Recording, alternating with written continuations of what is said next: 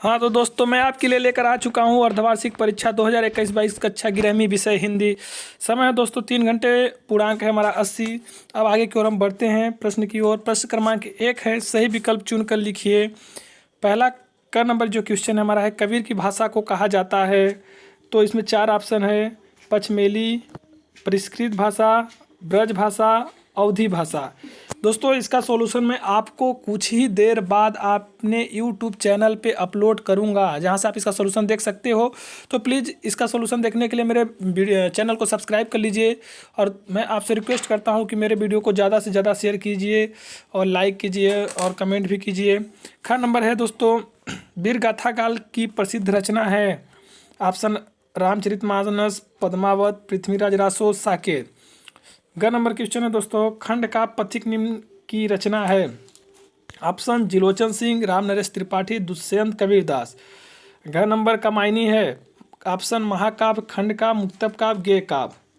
अंगा नंबर कुएं की खुदाई करने वाले लोग कहलाते हैं। पहला ऑप्शन है पताल फोडू, चिलवांजी, भागीरथ, जल प्रदाता। और 6 नंबर है, समाचार माध्यमों के उपभोक्ता होते हैं पाठक, दर्शक, श्रोता, ये सभी। प्रश्न नंबर 2 है दोस्तों, खाली स्थान भरो। नीरजा की रचनाकार हैं मीराबाई या महादेवी वर्मा। दूसरा है, चित्रपट संगीत का पर्याय डॉट डॉट कहा जाता है, लता मंगेशकर, नूरजहां। तीसरा है, मात्राओं की गिनती पर आधारित छंद co dot dot dot dot कहते हैं। तो इसमें मात्रिक, वारणिक। इसका दोस्तों मैं आपको सॉल्यूशन जस्ट 10 या 11 बजे अपलोड करूंगा, आप वहां से इसको देख सकते हो। और चौथा है, यह दरख्तों के साए में डॉट डॉट लगती है, सर्दी या धूप। सावन की वर्षा के समय कवि की आंखों में स्मृतियां डॉट डॉट डॉट उभर रही हैं, घर की, समाज की। डायरी नितांत रचना है, व्यक्तित्व, सार्वजनिक।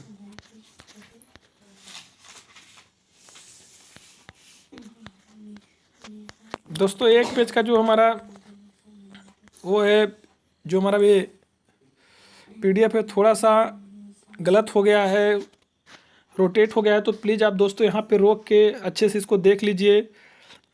7वां नंबर है, मीराबाई ने डॉट डॉट डॉट को अपना आराध्याय माना। इसमें ऑप्शन है राम, कृष्णा। 7 में हम चलते हैं दोस्तों प्रश्न क्रमांक 3 की ओर। पहला है, भारतीय गायिकाओं में लता के जोड़ की गायिका हुई ही नहीं। दूसरा, मधुबनी चित्रकला मिथिला की चित्रकारी हैं। तीसरा, प्रेम शक्ति का मूल आधार रति है। चौथा, अंतर व्यक्तित्व संचार 2 व्यक्तियों के मध्य होता है। और 5वां, मियाँ नसीरुद्दीन केवल 5 प्रकार की रोटियां पकाने के लिए मशहूर है। 6वां, सुमित्रानंद पंत प्रकृति के सुकुमार कवि हैं।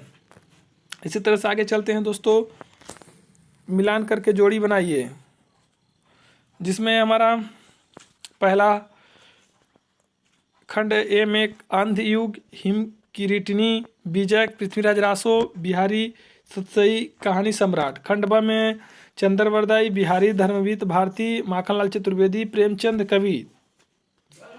अब प्रश्न नंबर 5 देखते हैं दोस्तों, एक शब्द या एक वाक्य में उत्तर दीजिए। किस कवि को वाणी को डिक्टेटर कहा गया है? और दूसरा है, आंख मूंद लेना मुहावरे का अर्थ लिखिए। तीसरा, अज्ञेय को किसका प्रवर्तक माना गया है? चौथा, जनसंचार माध्यमों के नाम लिखिए। 5वां, पद्मावत किसकी रचना है? 6वां, गोदाम के लेखक कौन कौन से हैं? 7वां, एक अंक वाली नाट्य कृति क्या कहलाती है? इसी तरह से दोस्तों हम प्रश्न 6 देखते हैं, हिंदी साहित्य के प्रथम युग का नाम वीरगाथा काल क्यों पड़ा?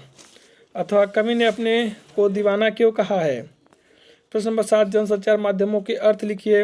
अथवा में छायावादी काव्य के आधार पर स्तंभ कवियों के नाम लिखिए। प्रश्न नंबर 8, कबीर ने ऐसा क्यों कहा है संसार बांटा गया है? उसके अथवा में रीति काल की प्रमुख प्रवृत्तियां लिखिए। प्रश्न नंबर 9, प्रयोगवादी कविता की 4 विशेषताएं लिखिए। उसके अथवा में नई कविता तथा प्रयोगवाद कविता में अंतर स्पष्ट कीजिए।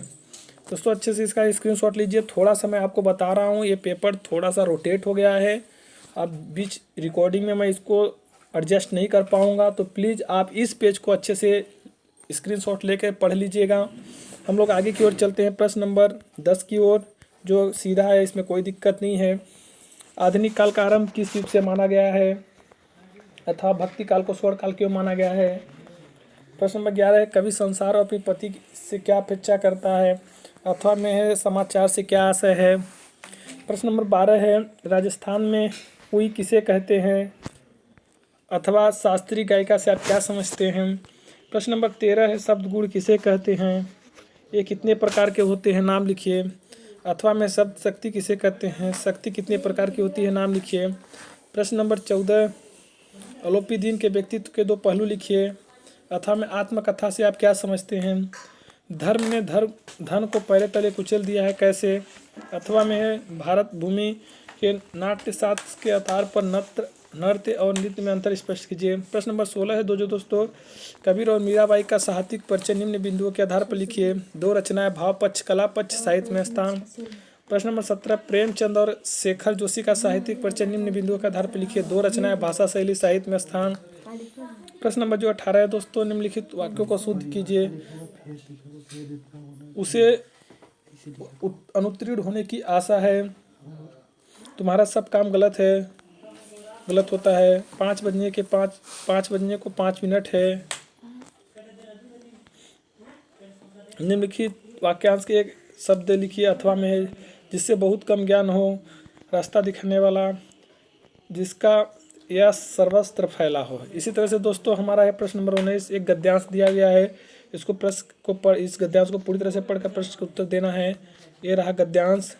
स्क्रीनशॉट ले लीजिएगा दोस्तों क्योंकि अलग अलग पेज में है। और ये रहे उसके प्रश्न। उपयुक्त गद्यांश का शीर्षक लिखिए। पहला है तो इसमें समाज की प्राणी के बारे में बताया गया है। समाज में क्या कहते हैं प्राणी का क्या महत्व है या प्राणी के जीवन में समाज का क्या महत्व है इसके बारे में बताया गया है।